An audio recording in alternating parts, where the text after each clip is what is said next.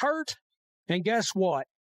Your demand vanishes because people ain't going to pay up to see these athletes that are ungrateful that there's sports. So, you just heard how Caitlin Clark's injury sent the WNBA All-Star Game into a financial spiral. But honestly, that initial shockwave, it was a multi-million-dollar catastrophe. And that's not even the full story. It's just the start. While everyone was fixated on the chaos in Indianapolis, something much bigger and riskier was quietly unfolding behind the scenes. What's crazy is that WNBA players are now reportedly being aggressively recruited to play in Europe, all because of this Clark situation. It almost feels like a full-blown exodus could be on the horizon. Now, the league office probably doesn't want us talking about this, but the word is the WNBA might actually be using its current instability to encourage its top players to look elsewhere for better pay and recognition. Look, understanding why players might be thinking about leaving really means understanding just how big this disaster was and how exposed the league's weaknesses. It wasn't just fans second-guessing things. The WNBA actually got a financial no-confidence vote just from Caitlin Clark being out. And the numbers, they're wild. As soon as Clark announced she was stepping away from the All-Star festivities, ticket prices plummeted 48% from $121 and down to $64 in a few hours. Think about that. The average ticket used to be $2 per 2, the highest ever for a WNBA All-Star game. Then suddenly teams couldn't even give them away. Overnight, a huge chunk of the $10 million Indianapolis expected to make from the weekend just disappeared. This whole thing starkly showed that the league built its entire growth strategy around one single player. And now that crucial player is injured, totally overloaded, and starting to break down, you've got these opportunistic European teams circling. And that, my friends, is basically blood in the water. But this isn't just about money. The real question is, why did the money vanish in the first place? It's because the league's most valuable asset, their golden goose, got run into the ground. And believe me, all the other WNBA players are paying very close attention to this. This isn't just some random accident. Caitlin Clark has already missed 11 games this season because of 4 different muscle issues. And this is the same player who famously played every single game throughout her entire college career at Iowa, and even her rookie season. She was an iron woman. So what changed? Seeing firsthand what Caitlin Clark is worth to this league, especially. And get this on social media. Both fans and even commentators are pointing fingers right at the Indiana Fever organization. A lot of people believe the team's medical staff and injury care protocols are just shockingly bad, especially when you compare them to NBA standards. Even Caitlin Clark's coach, Stephanie White, has talked about the insane physical toll she takes. That 40-minute physicality, it makes you load, explode, accelerate, and decelerate in totally different ways. Now, when the league's absolute biggest star goes from being practically unbreakable to constantly injured in just one season, every other player pays attention. They're seeing a system that totally failed to protect its most valuable asset, and they're asking themselves a pretty simple question. If it can happen to her, what's stopping it from happening to me? Meanwhile, these international predators, the European leagues, have been waiting for exactly this kind of panic and loss of confidence. So, while this is a main story and it's coming from credible industry sources, we're about to connect some dots that venture into rumor territory. There's a wild report out there suggesting European basketball leagues are now actively hunting for American players. They're specifically highlighting the WNBA's instability and these very injury management problems. They're basically poaching players. They watched the whole Clark situation unfold, saw the players getting frustrated, and now they're making their move. Given how incredibly effective this European sales pitch is, let's break down what it actually sounds like. First, they hit you with the money, which, yeah, that's obvious. Reports say top European league offers can be more than WNBA pay, though not always. But higher pay is a super easy way to attract athletes who feel underpaid and undervalued back home. That's the hook. That's why their agents pick up the phone. But here's the thing, that's not the final punch. The real knockout blow, the part of the pitch that's landing with terrifying accuracy right now, isn't about money at all. It's the promise of everything the WNBA isn't currently providing. stability, true respect for your profession, and actual career security. The documents are super clear. European leagues are selling athletes on better job security and professional treatment. Think about it from a player's shoes. You just watched the league's biggest name go through intense physical therapy. You've seen all the social media posts and reports questioning her team's medical staff. In the league itself, it just looks weak and disconnected.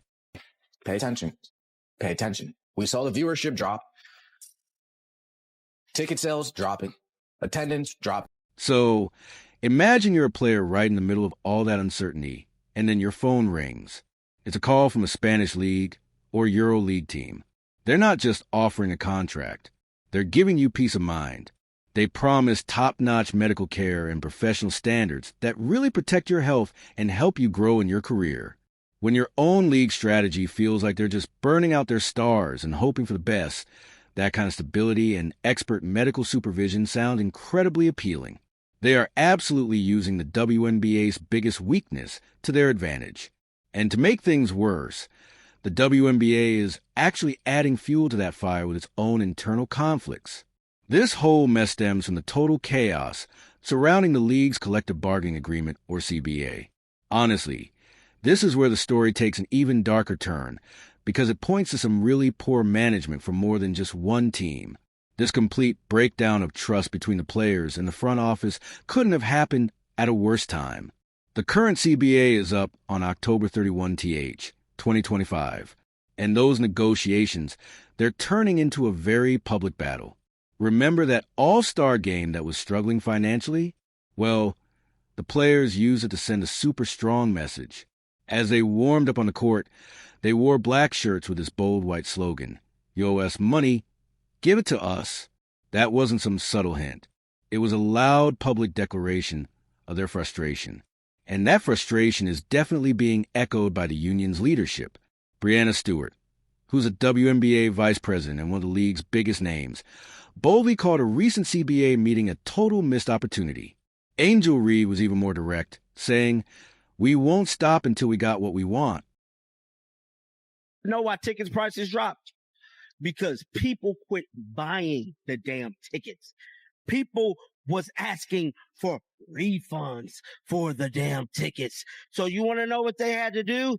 Damn near give them away, bro. So on one side, you have the players full of anger and frankly deep disdain. But then you hear Commissioner Kathy Angelbert tell the media that all these discussions are beneficial and productive. That huge gap between what the commissioner says and what the players are actually living. That's where European recruiters are just planting their seeds. It totally validates their whole sales pitch. They're basically asking players, why fight for respect from a league that won't give it to you when we're ready to give it right now? And it's not just players looking for a bigger contract who are in danger anymore. The ripple effect here could hit the league's biggest names. We know several top American players, even former MVPs, already play overseas during the WNBA off-season season. But now the real worry is that this toxic situation at home might just convince them to stay away for good. When you see your own league seemingly overlooking incredible talents like A.A. Wilson was of a one-sided obsession with Clark, the idea of being the undisputed star of a European team has to be incredibly tempting. And if a player of that caliber decided to leave for good, if that domino fell, the WNBA would be severely, severely hurt. This isn't just about losing one player. It's about how the entire league is viewed globally. The information is super clear. A successful European poaching strategy would devastate the WNBA's marketability and its competitive quality. Just think about it. The league loses its best players. The product on the court suffers and viewership keeps dropping. Sponsors start pulling out. And what happens then? Those very same players are now promoting a rival league as international organizations pour money into marketing and broadcast setups to become legitimate competitors. Every star of the WNBA loses directly benefits its rival. This could leave the league a hollowed-out shell of itself. No longer seen as the premier destination for women's basketball worldwide. Now, the Caitlin Clark All-Star incident wasn't the cause of this disease. It just brought to light some major internal issues the WNBA already had. A strained toxic relationship with its own union, relying too much on one player, a growing lack of trust in player health and safety, and this whole public drama. Right now, the league is in a desperate race against time. It has to stop this existential threat from outside while fixing all these fundamental problems from within. The poaching has already begun. This exodus isn't just a possibility anymore. Time is running out and the truth is changing fact. So, I'm turning it over to you, the story analysts out there. What do you think in the comments below? Is the WNBA truly facing a huge existential crisis because of this European threat? Or is the Players' Union just using this whole situation as a clever negotiating tactic to get what they want in the CBA talks? Tell me your theory. Plus, if you want to stay on top of this story and other stuff the mainstream media might not cover, hit that subscribe button and ring the bell for notifications. Our goal is to connect the dots on the really important story. And finally, if you think other WNBA fans need to know about this real fight for the league's survival, please share this video with them. Keeping the conversation going is how we get the full